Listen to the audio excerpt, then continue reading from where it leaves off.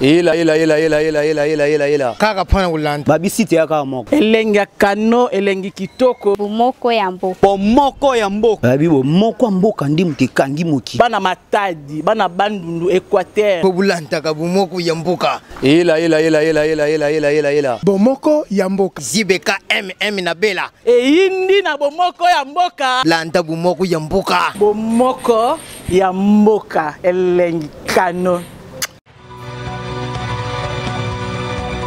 Madame, Messieurs, très heureuse de vous retrouver dans le cadre de votre émission Un homme, un concept. Nous sommes à quelques jours du début de la campagne électorale ici en République démocratique du Congo, ce qui pour certains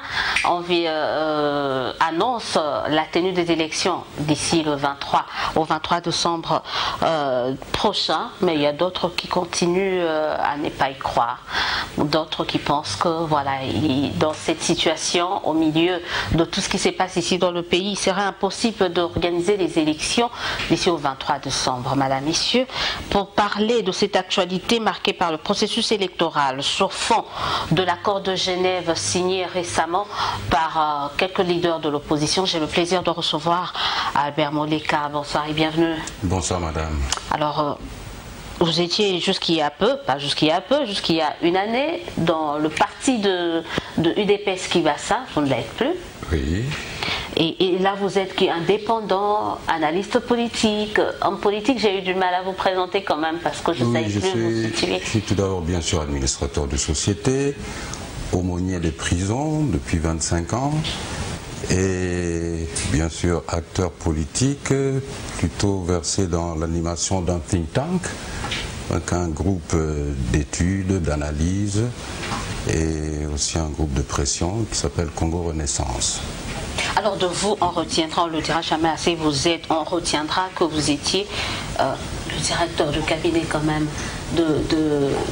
d'Étienne Tshisekedi. Ça n'a pas été donné à tout le monde. Hein, dans ces faits qu'on vous reçoit plus en tant que celui qui fut directeur de cabinet et porte-parole d'Étienne Tshisekedi au regard de l'actualité. On commence par Genève. Quelle analyse avez-vous faite de la signature de ce pacte, de cet accord entre les 7 leaders dont 2 ont dû retirer leur... Il y a des négociations tant à Kinshasa, à Bruxelles, à Djobourg, Pretoria, pour finir à Genève. Donc ce n'était pas un point isolé, mais le point culminant de tout un processus qui visait à matérialiser l'unité de l'opposition, ainsi que la désignation ou l'élection d'un candidat commun de l'opposition.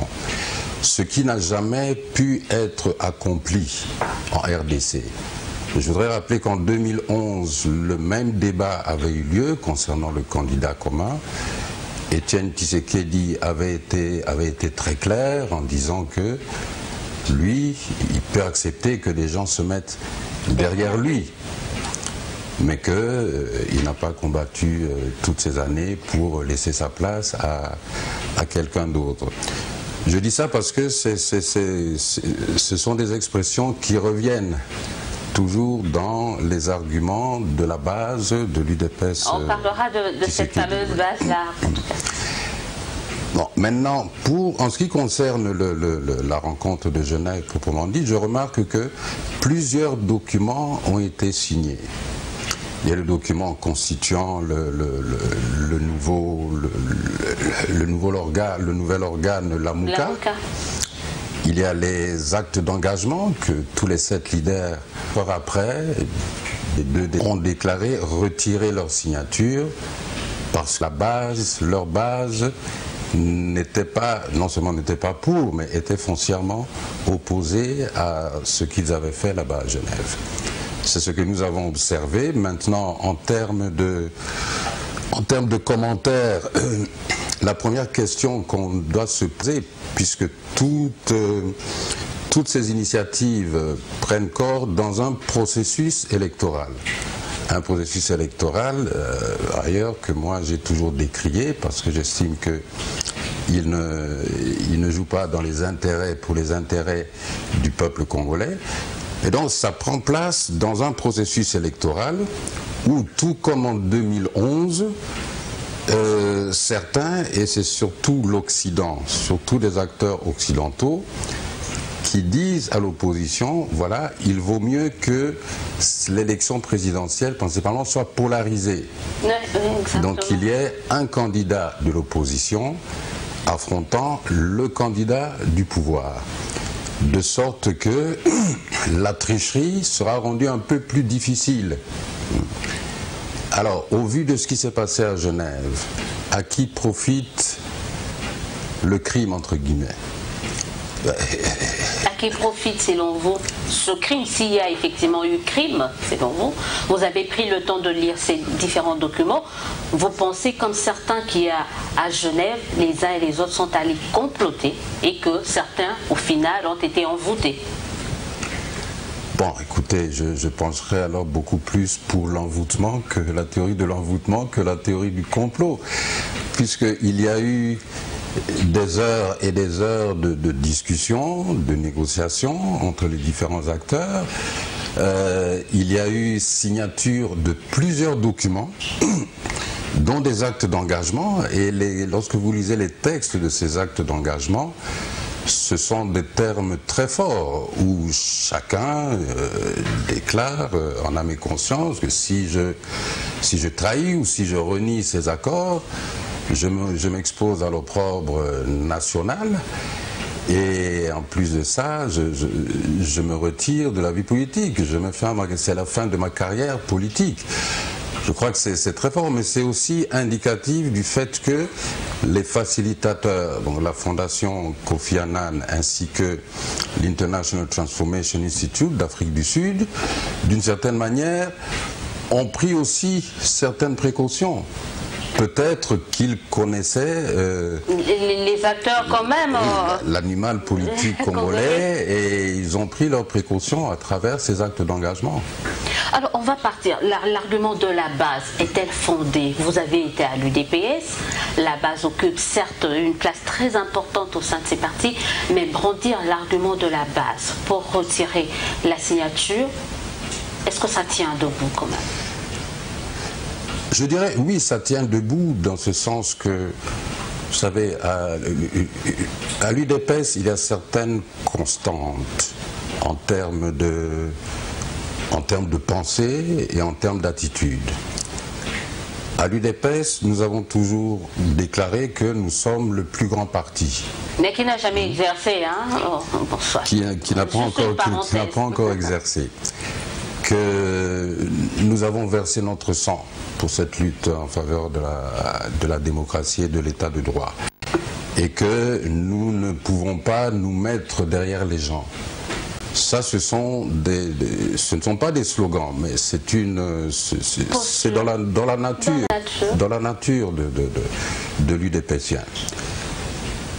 Et même pendant tout ce processus, j'écoutais les déclarations de la base de l'UDPS et la base qu'on de ne peut pas identifier, c'est aussi ça, le concept est athée, mais bon. Et dans toutes ces déclarations, les gens étaient clairs, ils disaient nous c'est Félix ou rien, nous c'est Vital ou rien. Même au niveau du MLC, avant l'invalidation, que les leaders respectifs n'ont pas fait non plus le travail vis-à-vis de leur base, de leur expliquer que nous sommes dans un processus où on devra désigner un candidat commun et peut-être ça ne sera pas moi, mais pour les intérêts... Mais Félix l'a fait lors du dernier meeting de l'opposition, il a dit que voilà, on va commencer un processus pour la désignation d'un candidat, Bino Baz, bon, il l'a dit, Mélim Bondo, il y a eu tout ça. Mais oui. Qu'est-ce qui s'est passé pour... Oui, madame, mais aucun n'a dit que ça pourrait ne pas être moi. Et même si ce n'est pas moi, vous devez suivre parce que c'est pour un intérêt plus grand, c'est pour un intérêt national, c'est pour un intérêt global. Personne n'a dit cela. Or, vous savez bien que la politique chez nous et les bases sont derrière une personne. Les bases ne sont pas derrière une idéologie ou une idée ou un programme, mais derrière une personne. Maintenant, comment définit-on ces bases? Parce que très souvent, on confond un peu la base avec la foule, avec les militants. Mais dans le cas présent, je crois que cette opposition est dans un processus électoral. Donc, ce qui est important, c'est de toucher un électorat, c'est-à-dire des gens qui sont enrôlés et des gens qui vont aller voter.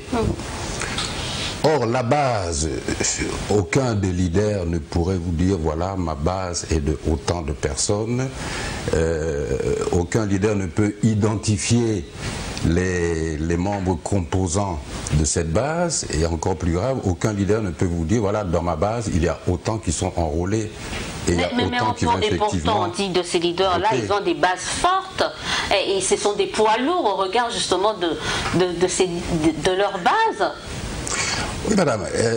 Vous savez, le thème, la question de popularité, lorsque maintenant vous êtes dans un processus électoral, vous devez faire très attention, ne pas confondre, ne pas traduire directement popularité en bulletin de vote. Ce sont deux choses différentes. Parce que le bulletin de vote provient d'abord de quelqu'un qui est venu voter. Vous pouvez être tellement populaire que tout le monde sait que vous avez déjà gagné, que vous allez déjà gagner, et les gens ne vont pas venir voter. Je crois qu'il faut savoir dissocier les choses et se dire aussi que les gens se retrouvent dans un processus où la CENI, qui est l'organe qui met le processus en marche et en musique, est quand même fortement contrôlé par le pouvoir. Donc ce sont des élections dont le premier objectif, c'est de perpétuer le pouvoir. La continuité. La continuité. Et ce pouvoir est bien organisé au niveau préparatif électoral. La plupart des organisations politiques du pouvoir ou des plateformes se préparent depuis plusieurs années. Là, l'opposition a contesté pendant plusieurs années. L'opposition n'a pas eu le temps, n'a pas commencé à se préparer depuis très longtemps. Nous voyons par exemple l'UDPS Tshisekedi a commencé la formation des cadres il y a à peine 2 mois. Oui, oui. La formation des témoins il y a à peine 2 mois. Donc, comment... Et d'autres n'ont même pas encore commencé, voilà. Ils n'ont aucune idée des... Or avec plus de 75 000 bureaux de vote, c'est une tâche qui est surhumaine. Alors, je veux prendre ce post que vous avez mis sur Facebook pour qu'on essaie de comprendre qu'est-ce que vous avez. Alors, je veux lire pour les téléspectateurs, par rapport toujours à ce qui s'est passé à Genève. Alors, vous écrivez en disant « Martin Fayulu ne peut être trop surpris par les événements d'hier », donc c'est-à-dire les événements déjà d'il y a quelques jours, s'il se rappelle simplement les instructions précises reçues du regretté président, Étienne Tshisekedi concernant les commémorations du février et avril 2010 et la réaction qui s'en suivit. Oui, tout à fait. Vous savez, Martin Fayulu est une personne que je connais depuis très longtemps, mais dont je n'étais pas spécialement proche. En fait, la personne qui m'a rapproché de Martin Fayulu, c'est feu président Étienne Tshisekedi, lorsque, en convalescence à Bruxelles en 2010, il m'a demandé de me mettre en contact avec Martin Fayulu et le docteur Loseke, puisqu'ils étaient les deux dirigeants de l'ESID, afin d'organiser 2 marches. Une marche pour la commémoration des martyrs chrétiens en février, ainsi qu'une marche pour le 20e anniversaire du multipartisme, le 24 avril, donc là on était en 2010. Et donc dans mon texte, je voulais simplement rappeler que Martin Fayulu avait déjà eu l'occasion de faire l'expérience du fait que même malgré les instructions précises d'Étienne Tshisekedi pour organiser ces 2 marches, il y avait eu une opposition farouche en interne. Une opposition en interne de la part d'une partie de la base. Heureusement qu'une autre partie de la base, qui était constituée principalement à l'époque par la force du progrès, dont la plupart des leaders sont encore à l'UDPS Tshisekedi, c'est avec ces jeunes-là que nous avons fait ces 2 marches. Donc c'est pour ça que je disais que Martin Fayulu ne peut pas être trop surpris, parce que c'était quelque chose qui était prévisible, d'autant plus, encore une fois, que dans la nature même du combattant, de l'UDPS, il est hors de question de soutenir ou de se mettre derrière quelqu'un d'autre que notre propre candidat. Et je crois que cette base l'a répété à plusieurs reprises, et même certains cadres l'ont dit à plusieurs reprises, bien avant la conférence de Genève. Alors certaines personnes se posent la question de savoir, puisque la base avait déjà jeté son dévolu pour leur candidat qui est Félix, pourquoi est-il allé à Genève? Pourquoi a-t-il signé? Est-ce que son père aurait fait la même démarche? Non, Étienne Tshisekedi n'aurait pas été à Genève. Tout d'abord, Étienne Tshisekedi n'aurait pas été à Genève. Mais c'est différent, vous savez, je crois aussi que un fait très important... Et pourtant il était à Genval, là, il n'aurait pas été à Genève. Oui, c'est un Tshisekedi qui est aussi, qui sait, j'allais dire... Qui il était aussi à géométrie variable. Bien oui, parce qu'il n'aurait pas été là, mais il était quand même à Genval aussi. Genval, Étienne Tshisekedi vivait déjà, il menait déjà sa convalescence en Belgique, et ce n'était pas l'Étienne Tshisekedi que nous avions connu en 2011. Il était fortement diminué déjà par la maladie. Mais Étienne Tshisekedi n'aurait pas été à Genève, parce que Étienne Tshisekedi avait une idée correcte de son électorat. C'est-à-dire? Il avait une idée correcte de son électorat. Étienne Tshisekedi était conscient qu'il avait, en termes d'élection, qu'il allait être voté non seulement par sa base, mais par des Congolais de toutes souches. Parce qu'il symbolisait une lutte depuis des décennies. Donc il avait déjà fait campagne pendant plus de 2 décennies. Un jeune frère que vous connaissez peut-être, Léon Ngoulou III, le philosophe, a dit quelque chose d'assez, je trouve, d'assez pointu. Il a dit que Félix a commis une faute lourde et une erreur grave. Que la faute lourde, c'était d'aller à Genève, alors que les sondages, pour ceux qui se fient aux sondages, le donnaient largement en tête. Et l'erreur grave, c'est d'avoir retiré sa signature.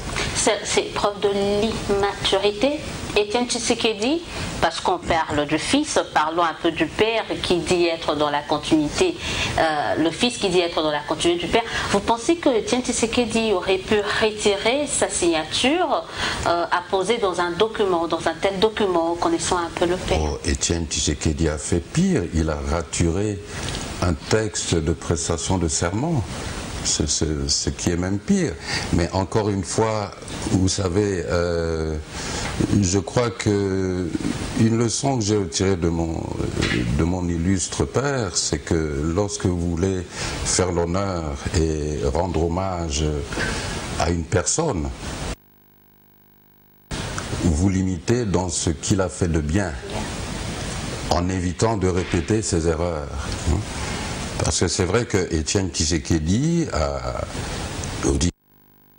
il a raturé une prestation de serment, et il a, à plusieurs reprises, il est revenu sur ses engagements, et chaque fois ça lui a coûté cher.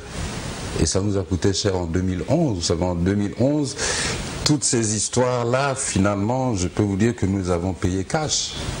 Nous avons payé cash. Vous savez, les gens qui comptent aussi sur vous et qui croient en votre signature, qui croient que vous allez respecter vos engagements, ce sont des gens qui s'investissent aussi dans ce processus.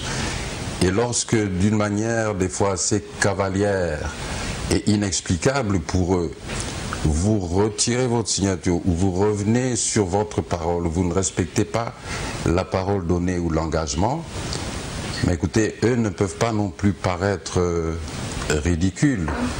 Et il faut toujours s'en méfier parce que vous savez, il y a un adage qui dit il ne faut pas cracher sur l'avenir. Vous aurez toujours besoin de ces gens, ou ces gens ont le bras long dans tel ou tel réseau. Et d'ailleurs. Il leur est facile de vous mettre des bâtons dans les roues. On parle de Félix, veut-il faire du copier-coller de son père? Est-ce que c'est une bonne stratégie pour lui? Ce n'est une bonne stratégie pour personne de faire du copier-coller d'Etienne Tshisekedi. Etienne Tshisekedi a des milliers, si ce n'est pas des millions, d'héritiers. Mais si vous voulez être le successeur d'Etienne Tshisekedi, le successeur politique, étudiez ses idées et essayez d'élever le combat plus haut. Parce que simplement imiter une personne, aussi illustre qu'elle soit, cette personne n'est qu'un être humain, avec ses défauts et ses qualités. Cette personne a aussi commis sûrement des erreurs et vous risquez d'être appelé aussi à reproduire les mêmes erreurs. C'est le cas aujourd'hui, vous pensez? Ces erreurs portent toujours des conséquences. C'est le cas aujourd'hui.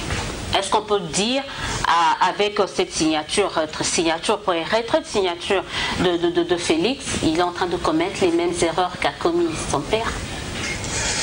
Il répète un peu l'histoire? C'est répéter un peu l'histoire à certaines occasions de sa vie. Etienne Tshisekedi a eu à reprendre un peu la parole donnée et ça a mis beaucoup de gens mal à l'aise, mais encore une fois, je répète, il l'a payé, chaque fois il l'a payé cash. Et vous pensez que Félix va le payer cash également, cette façon de faire de son père? Mais je pense que le fait que la fondation Kofi Annan ait publié tous les documents maintenant sur son site après quelques jours, c'est déjà un signe. C'est déjà un signe parce qu'écoutez, vous allez en campagne électorale, vous avez besoin de beaucoup de moyens. Et bien sûr, à moins que votre base puisse mobiliser tous ces moyens pour vous. Et il y a la cotisation $1, hein, j'espère. On vous voit beaucoup voyager à l'extérieur. Vous avez vous-même et votre parti engagé des lobbyistes à l'extérieur. Bon. Ces lobbyistes contactent des milieux pour vous soutenir financièrement. Ces milieux, lorsqu'ils voient des actes d'engagement avec des retraits de signatures, ça peut affecter assurément votre crédibilité. Il n'y a pas que Félix qui a retiré sa signature, il y a Kamere. Déjà, quelles étaient la relation entre Vital Kamere et Etienne Tshisekedi à l'époque? C'était une relation, je dirais, ambivalente. Je vais vous dire, le 17 décembre 2010, Etienne Tshisekedi était rentré le 8 décembre, et l'ambassadeur de Belgique de l'époque, le défunt Dominique Van Strooij, avait demandé la faveur d'être le premier ambassadeur, personnalité étrangère, à pouvoir recevoir Etienne Tshisekedi. Donc le samedi 17 décembre, nous avons déjeuné avec l'ambassadeur Dominique Van Strooij. Nous étions à trois, l'ambassadeur Etienne Tshisekedi et moi. Et dans la conversation, l'ambassadeur lui a posé la question: que pensez-vous de M. Kamere? La réponse de Tshisekedi, c'est un jeune homme très brillant. C'est un jeune homme très brillant. Etienne Tshisekedi a reçu aussi Vital Kamere en son bureau. C'est une rencontre qui avait duré 1 heure, pendant laquelle Vital a parlé pendant 53 minutes chrono. Okay. Et puis, lors de la deuxième rencontre, Etienne Tshisekedi a été très très fair-play parce qu'en fait, il lui était difficile de recevoir M. Kamere pendant plusieurs minutes, vu que des gens l'attendaient dehors. On avait une manifestation ce jour-là et Vital venait s'excuser parce qu'il devait aller déposer son épouse à l'aéroport. Mais lorsque les journalistes lui ont posé la question, on a vu M. Caméré, de quoi avez-vous discuté? Elle était très fair-play, elle a dit, bon, lorsque deux hommes politiques se rencontrent, ils ne peuvent parler que des intérêts et des problèmes de la nation, alors qu'en fait, il n'y avait pas eu rencontre. Ok. Et quelle a été l'image que Caméré avait? On a dit qu'il était brillant, mais au final, ils n'ont jamais réussi à s'associer, à se mettre ensemble dans l'élection de 2011. En fait, pour la candidature commune de 2011, il y avait trois acteurs principaux. Le regretté Étienne Tshisekedi, le patriarche Kengo Adondo, ainsi que Vital Caméré. Et autant Kengo Adondo que Vital Caméré étaient prêts à soutenir Étienne Tshisekedi. Mais pour eux, il fallait évidemment se rencontrer, parler et voir un peu quelles seraient les modalités de cet accord avant les élections et puis surtout après les élections. Malheureusement, lorsque Étienne Tshisekedi a effectué sa première série de voyages à l'extérieur en 2011, il est rentré par le Katanga et dès qu'il est rentré à Kinshasa, si mes souvenirs sont bons, c'était le 3 août 2011, après le meeting au stade des Martyrs, nous sommes rentrés à son domicile. Là, il m'a appelé pour me dire, voilà, dorénavant, si les gens t'appellent pour me voir, dis-leur seulement que tu vas les rappeler, parce que je ne recevrai plus aucun politicien, et il avait ses raisons pour cela. Malheureusement, dès le soir, M. Kengo Adondo m'avait appelé pour dire, voilà, Albert, dis à Étienne, je voudrais le voir et je viendrai avec Caméré, j'amènerai Caméré. C'était bien sûr pour la discussion. Bon. Le lendemain, j'ai transmis la demande au président Tshisekedi, qui m'a dit, qu'est-ce que tu lui as dit? Il dit, non, je lui ai dit, je vais le rappeler. Il a dit, voilà, tu as bien fait, mais ils ne se sont pas rencontrés. Plus tard, lors du deuxième périple en Europe, là nous sommes fin septembre, au mois d'octobre, là, Étienne Tshisekedi alors me contactera, il était à l'étranger, pour que j'informe M. Kengo et M. Caméré qu'il voudrait les rencontrer en Europe, lorsqu'il fera transit en Europe. En fait, le docteur Loseke s'était chargé de contacter Vital. Moi, j'avais pu contacter M. Kengo qui participait à l'Assemblée générale, je crois, du Fonds monétaire à l'époque. M. Kengo a rencontré M. Tshisekedi à Bruxelles, lorsque tous les deux étaient en transit là-bas. Vital Caméré n'a pas rencontré Étienne Tshisekedi. Je pense personnellement que Vital s'était déjà fait une religion de la position d'Étienne Tshisekedi, pour qui la candidature unique, ça signifiait être derrière vous moi. Tous derrière moi, pas vous tous autour de moi. Et ça n'arrangeait pas. Mais ce qui est important par rapport à cette conférence, au comportement de Genève, c'est que au mois de mai 2011, avant son premier périple européen, nous avions eu l'idée, Martin Fayulu et moi, d'organiser un buffet dans la parcelle de M. Tshisekedi et inviter tous les opposants. Ce que nous avons fait. Et à l'issue de ce buffet, Étienne Tshisekedi avait eu ces paroles. Pour ceux qui pensent que l'opposition congolaise est incapable de s'unir, cet événement est un cinglant démenti. Je pars en voyage, je rentre mi-juillet, et dès que je rentre, nous nous mettons ensemble pour voir comment nous allons nous mettre en ordre de bataille. Malheureusement, à son retour, la position avait changé, l'attitude avait changé. Donc, il y a des changements qui peuvent prendre place, des fois pour des raisons difficilement soit derrière lui, mais ça capotait avec Vital Kamerhe, parce qu'au final, Vital Kamerhe avait demandé à ce que Tshisekedi soit derrière lui et qu'il accepte de devenir Premier ministre. Et là, il s'était pas... Est-ce que la version... Oui, ça c'était tout au début, et je crois que... D'ailleurs, c'était Martin Fayoulou qui avait été chargé de la démarche initiale. Et Vital Kamerhe, écoutez, Vital Kamerhe, c'est une personne, comme toute personne, il a aussi sa propre fierté, tout ça. Mais des fois, vous savez, dans ce cas-là, c'était la grenouille qui se croit plus gros que le bœuf. A dit, mais non, pourquoi que moi je sois son Premier ministre, pourquoi lui ne serait pas mon Premier ministre? Mais je crois que c'était beaucoup plus une boutade, plutôt que ce n'était pas vraiment ce qu'il pouvait penser. Il me reste 2 petites questions, voire même 3 avant de terminer cette émission. On va répondre rapidement. Est-ce qu'une alliance Félix-Vital est-il possible et dans quelles conditions? Et ça sera une bonne alliance. Est-ce que c'est souhaitable? En politique, tout est possible, d'autant plus que Vital et Félix se connaissent depuis très longtemps, se connaissent très bien.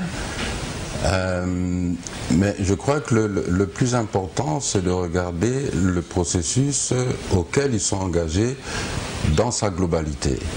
C'est-à-dire, comment pouvez-vous, déjà avant, il était hypothétique de gagner, mais maintenant, vous-même, vous ouvrez et les portes et les fenêtres, pour ne pas dire le toit, à votre adversaire. Parce que autant il est difficile, ça rend plus difficile de tricher lorsqu'une élection présidentielle est polarisée, autant une fois que vous-même, au niveau de l'opposition, vous décidez d'avoir plusieurs candidats dispersés, autant vous facilitez la compétition pour l'adversaire, et aussi vous rendez la tricherie beaucoup plus facile. Parlons de Martin Fayoulou qui, pour certains, sort un peu de nulle part, comme un certain Jaïd Ngoma à l'époque de l'accord de Sainte City, de Kengo à une certaine époque, Birindwa. Est-ce que c'est l'homme de la situation? Est-ce que c'est vraiment cette personne-là qui sort de nulle part? Et quelles sont ses limites et quels sont ses avantages ou ses atouts, d'après vous? Écoutez, Martin Fayoulou, c'est un ami, c'est un frère qui m'est très cher, donc je vais essayer d'être le plus objectif que possible.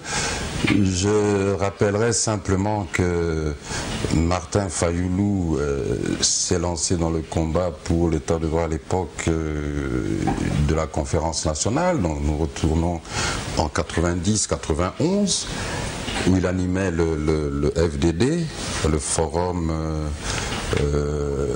pour la démocratie. Avec les Lutundula. Avec les Lutundula, César Lenguema, Albert Zamundou, etc. Et le FDD a été aussi un des atouts majeurs pour la désignation d'Étienne Tshisekedi comme candidat commun pour la primature à la conférence nationale souveraine.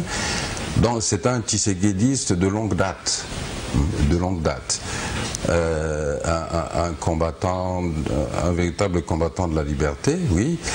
Son parti, SID, est un petit parti à l'échelle nationale, mais hier, encore une fois, nous parlons d'une candidature populaire. C'est ça votre rôle, c'est ça le rôle d'une candidature unique.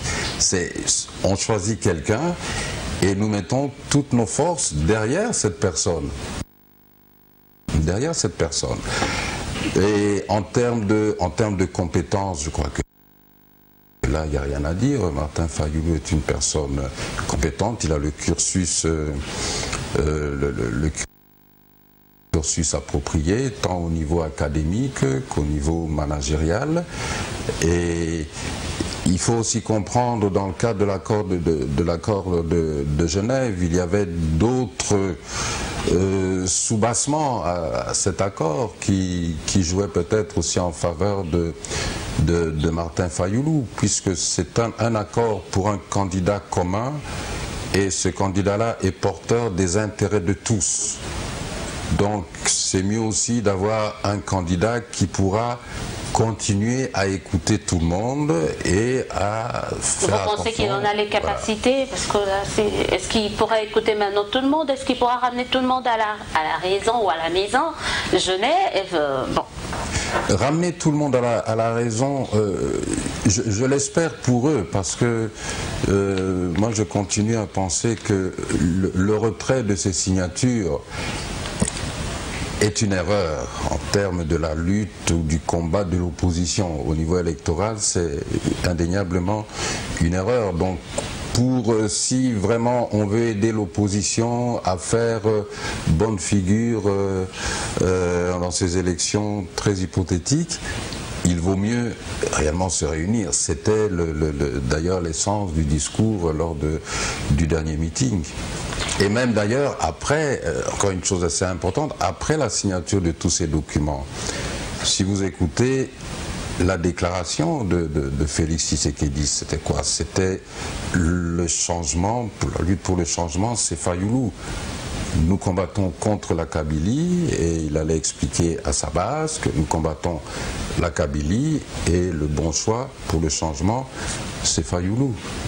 Est-ce que vous pensez aux élections cette année? Vous croyez aux élections cette année? Non, je n'y ai jamais cru, et je l'ai toujours dit. Dès la publication de ce calendrier par M. Nanga, j'ai dit que le 23 décembre 2018, il n'y aura pas élection. Vous savez, ce calendrier n'a pas été publié sur base des exigences logistiques et techniques, mais des exigences politiques. Nikki Haley venait de passer et elle avait exigé un calendrier pas au-delà de 2018. Alors on lui a servi ce calendrier. Et puis en termes de symbolique aussi, le 23 décembre 2018, ça sera le 7e anniversaire de la prestation de serment d'Étienne Tshisekedi. On va s'arrêter par là. Mais je ne pense pas que Nanga faisait allusion à ça quand il préparait son calendrier, ou peut-être que ça l'avait échappé. Je ne sais pas si ça a été forcément une référence. Je pense qu'il ne pensait pas à ça, mais ça va le rattraper. Merci d'avoir été de notre ce soir. C'est moi qui vous remercie. Merci aux téléspectateurs qui étaient nombreux à nous suivre. J'espère que vous avez été édifiés, vous avez été informés par rapport à tout ce qui se passe ici. Appelez-nous, écrivez-nous pour vos réactions.